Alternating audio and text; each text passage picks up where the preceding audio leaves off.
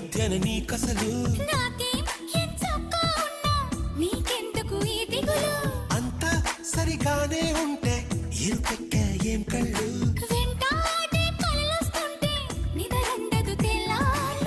అయితే మరి నువ్వెప్పుడు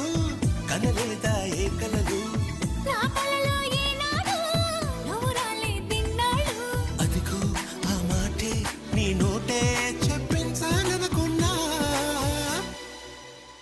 దీన్ని లవ్ లవ్ పడిపోవడం అంటున్నా